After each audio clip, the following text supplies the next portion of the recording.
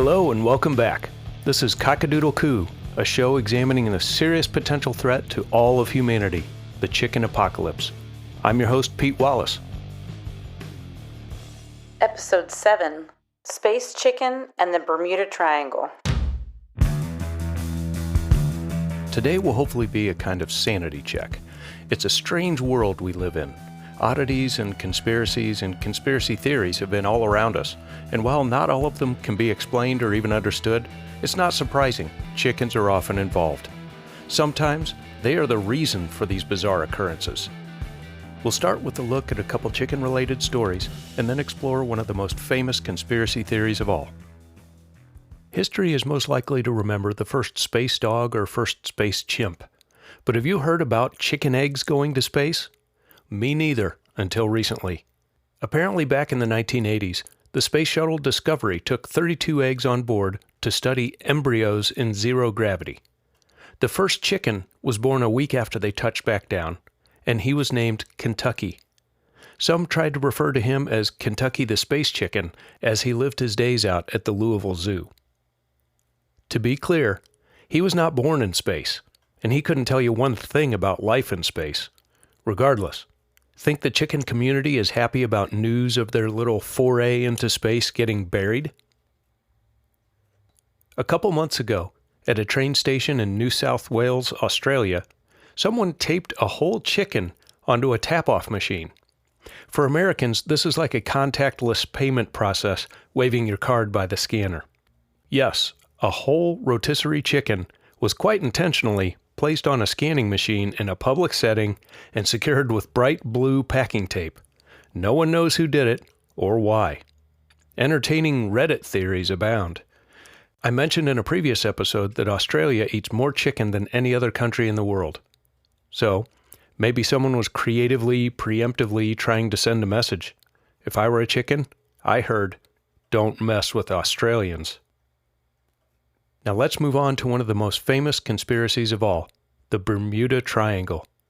The Bermuda Triangle is a triangular region in the Atlantic Ocean between Bermuda, Florida, and Puerto Rico, where a number of aircraft and ships are said to have disappeared under mysterious circumstances. Some people have even attributed disappearances to paranormal or extraterrestrial activity. One well-known disappearance, known as Flight 19, occurred in 1945.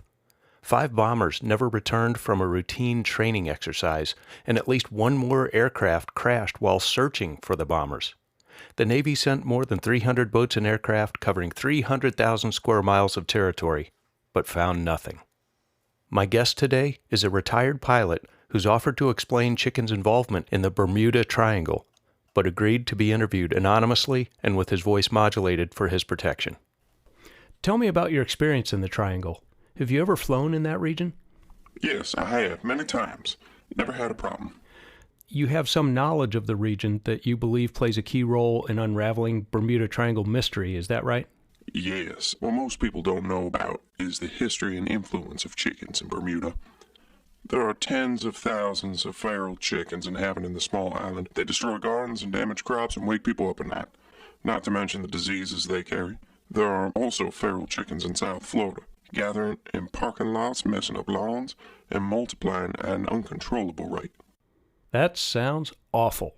Pompano Beach is having a serious problem from what I hear. You can Google all these. But what this means is takeoff and landing becomes even more precarious as a result. Point number 1. Point number 2. The flight plan for Flight 19 called for them to head east from Florida and conduct bombing runs at a place called Hens and Chicken Shoals. Really? Hens and Chickens Shoals? Yes, sends a chill down your spine, doesn't it?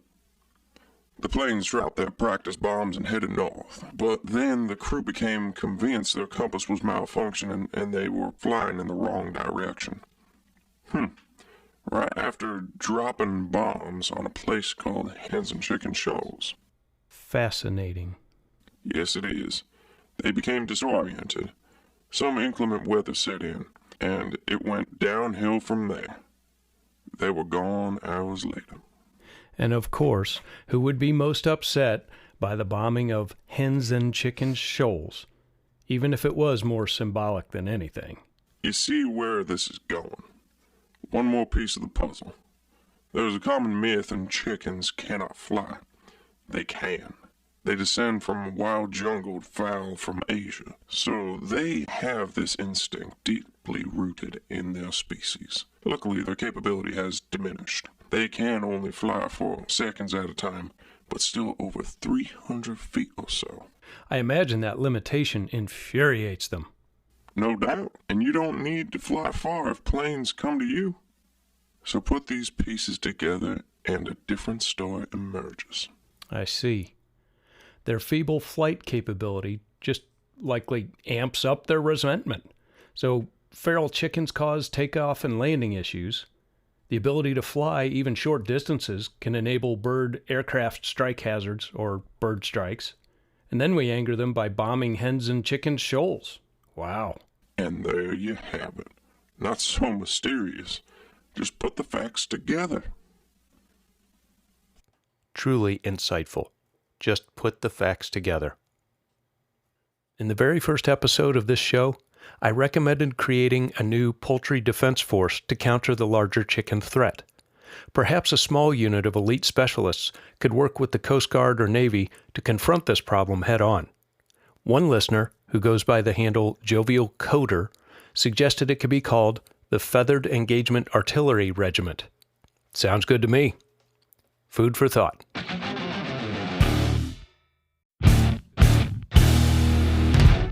I have one last story that seems fitting in this episode. Over the last year or more, there's been an online movement called Birds Aren't Real. The idea is that the U.S. government eradicated all birds in 2001 and replaced them with surveillance drones. There are even chapters around the country. Eventually, some began to question whether it was all just a joke. Serious or not, coming up with an idea like that requires some truly creative thinking.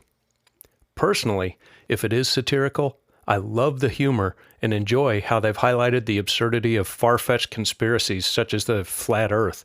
That one is really out there, pretty ridiculous. But let me be clear about a few things. Cockadoodle Coo is not affiliated with Birds Aren't Real in any way. This show and its purpose is quite serious. Chickens are real, and the threat of chicken retribution is real. Some members of the Texas chapter of Birds Aren't Real even acknowledged they believe chickens are real. That's how important this is.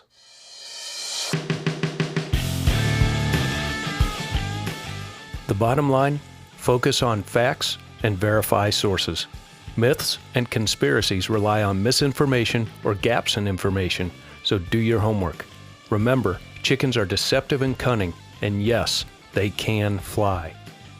Of course, make eggs and chicken part of your menu frequently.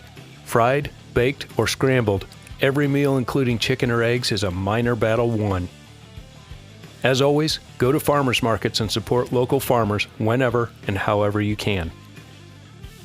Don't forget to subscribe or follow this podcast to stay up on all the latest chicken apocalypse issues. I'm on Twitter at Cockadoodlecoo and Instagram at Cockadoodlecoo Official. Until next time, educate yourself and spread the word. Together, we can prevent the unthinkable.